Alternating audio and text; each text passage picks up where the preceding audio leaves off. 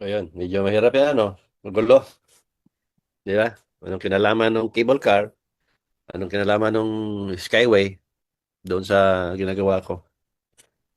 Di ba? Kung tinatanong ko, pag tatanungin ko sa inyo, anong naisip niyo yan? Nasa Maynila ka, Sir Nurse. Pero marami Skyway doon. Putang Alabang, may Skyway doon eh. Di ba? Anong ibig sabihin doon? Nasa airport ka, Sir Nurse, kasi may ano dyan, Skyway. Putang galing sa Old Terminal, punta doon sa New Terminal. Terminal 3, may Skyway dyan eh. Di ba? Pero dyan, ang Skyway na yan, sinasabi tinutukoy dyan ng Diyos, yung teknolohiya. Sa mga bagong teknolohiya, dito ninyo makikita, dito ninyo matuklasan ang matibay at katibayan ng kung paniniwala. Yun yung ano, Skyway. Kita yung posting maliliit. Ibig sabihin, maliit siya. Yung humahawak doon sa kalsada na nasa taas. Maliit ang poste. Ibig sabihin, matibay. Cable car.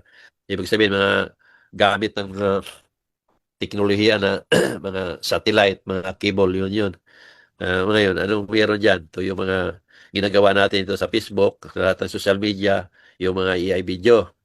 Dito dapat makikita ninyo. Para yung mga naliligaw, tulad ng mga pinsan ko, kapatid ko, isa, sa Lina, naliligaw yan. Bakit? Nasiran ko ng maraming beses yan. Na, nakasama ko na sa krusada. Nagpatuloy pa rin siya sa ah, sa sibahan niya. Kahit cashier man siguro siya sa tawag nun, treasurer pala. Treasurer siya sa simbahan. Ngayon, nagpatuloy siya. Nakita na niya yung kapatid niya mismo. Ako, may kayang gawin. Makita ng kasalanan ng tao doon sa lugar nila. May mga ginamot ako doon. Na sinakasaksi siya na gumaling. Tawag lang. Diyan sa krusada ko, nasaksihan niya na maraming ng testimony na gumaling. Sabi nga niya, yun ang namulatan daw niya, ipatuloy niya. Yun na, kanya-kanya tayong kaligtasan. Ah, yun yung sinasabi ko nga sa inyo na pag namulat kayo ng magulang nyo magnanakaw, alam na nyo masama, magnakaw na rin kayo kasi yun ang namulatan ninyo. Yun yung mentality ng mga tao na sarado. Na sinasabi ng kapatid ko na ayun ang namulatan ko eh. Doon na rin ako mamatay. Yun nga. Yun ang namulatan mo, ipatuloy mo. Dahil sa impyerno ang abutin ninyo. Ito yun. Kapatid ko tinitira, binabanatan ko yan. Wala akong pinipili. Basta mensahe ng Diyos yan. Mensahe talaga yan. Ngayon, yung mga tiyuhin ko, pinsan kong buo, yung nasabi ko sa inyo, sa dami-dami kong pinsan, mga tiyuhin, tiyahin ko, 16 sila, walang iisang naniwala. Tagal ko na sinasabi to sa mga sharing. Ang naniwala sa pinsan ko, sila sinang sariyo lang. Klima. Ah, Pamilya nila pang 4th degree na. So, nasaan yung mga tiyahin-tiyuhin ko, mga pinsang buo ko? Ang dami nila. Wala. So sila yung naliligaw. Sila yung nakikita kong nasa usok ng na swimming pool, nakita ko na hot spring. Nasaan ang impyerno? Di ba? Hinahanap ko yung kapatid ko. Busis lang, di ko makita. Kasi ang impyerno nasa ilalim ng lupa. Di ba? Di nyo makikita talaga kasi nasa ilalim ng lupa ang impyerno. Ito yung naliligaw sila. Kasi nga, doon sa maling turo, na mayroon na nga ah, paalala ng Diyos, pinatunayan ng Diyos na totoo talaga akong ginamit, totoo akong nagsiwalat sa katotohanan tungkol sa kaligtasan, pero hindi nila kayang paniwalaan. Talagang nanatili sila sa sarili nilang paniniwala na alam nilang tama. Ako ngayon yung sinasabing false prophet na ako na nga yung may kayang gawin na may backup ang Diyos, patunay na may Diyos talaga na sa likod ko.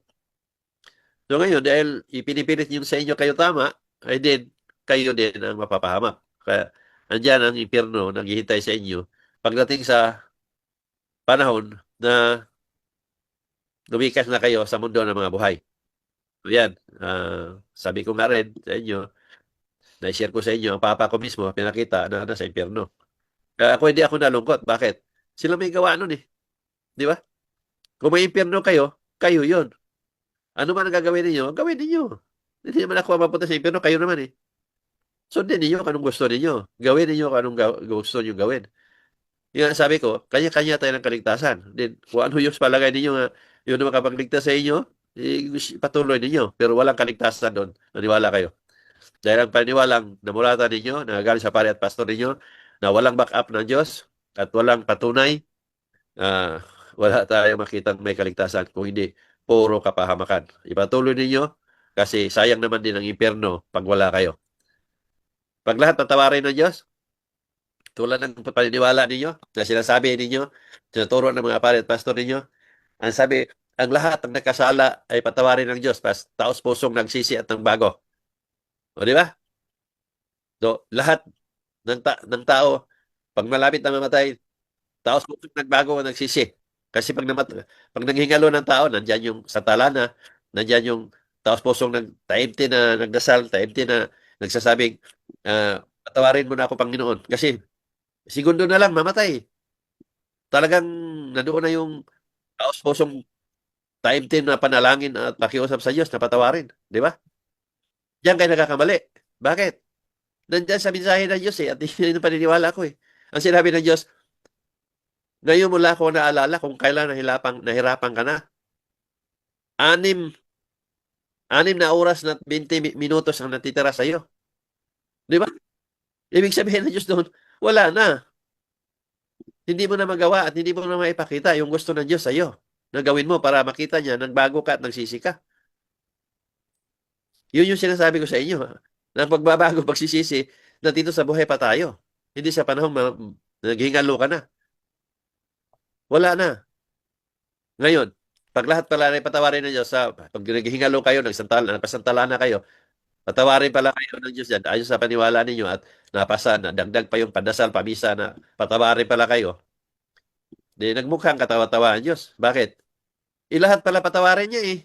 Ayon sa paniwala ninyo, ang lahat ng nakakasala ay patawarin ng Diyos. Dahil ang Diyos ang pag-ibig. O, di ba? Malino yun.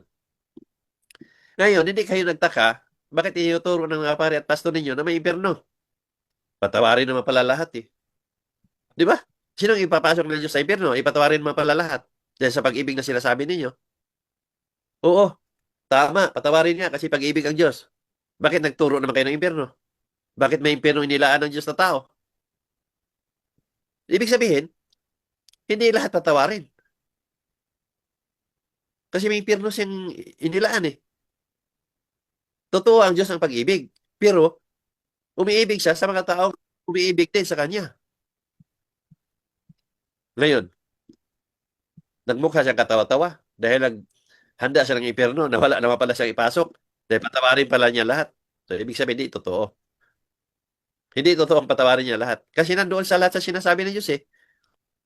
Ngayon mo lang ako naalala kung kailan nahirapan ka na. 6 na oras na lang, 20 minutos na natitira sa iyo. So, ibig sabihin, hindi ka patawarin ng Diyos. Mapapahama ka na. Dagdag pa yung sinabi ng Diyos na saan ang pagbabago at pagsisisi ng isang tao samantalang ulit ng mga bagay na ayaw ko. O dito yon mapasok yung paniniwala, pagbabago, pagsisisi. Ibig sabihin gawa, nasa gawa talaga. Pag alam mong mali, huwag mo nang ulitin. Humingi ka ng kapatawaran ngayon, mamaya, bukas, uulitin mo na naman. Kasi napatawad ka na kahapon. Ang Diyos, hindi parang sinto-sinto. Ngayon, patawarin ka. Bukas, gagawa ka. Patawarin ka na naman uli. Hindi ganun ang Diyos. Pag humingi ka ng kapatawaran, itigil mo na. Habang buhay ka pa, ipakita mo sa Diyos na ginawa mo na yung gusto ng Diyos. At huwag mo nang ulitin. Dahil nakikita ng Diyos yun habang buhay ka na ginawa mo, automatic, burado yan. Pag namatay ka, pag tanong ng Diyos sa'yo, alalahanin mo ang nakaraan mo. Doon ka mangumpisal. At doon mo masabi na wala ka nang nagagawa kasi binura ng Diyos ang mga kasalanan mo. Dahil nakita ng Diyos na habang buhay ka pa, ginawa mo na ang mga bagay na alinsunod sa gusto niya. Kaya binura na niya yung mga kasalanan mo nagawa kasi wala na siyang nakikita. Na inulit mo pa ang mga bagay na ayaw niya. Napakalinaw yan. Pag hindi nyo pa yan matindihan, may problema na kayo sa pag-iisip. Ulit na natin ng maraming beses. Pag hindi pa ninyo na makuha yan, pumunta na kayo sa malapit na doktor na malapit sa inyo. Magpasuri kayo sa utak ninyo. Tsak, may makikita ang Diyos sa inyo. O sa doktor makikita sa inyo. Napakalinaw yan.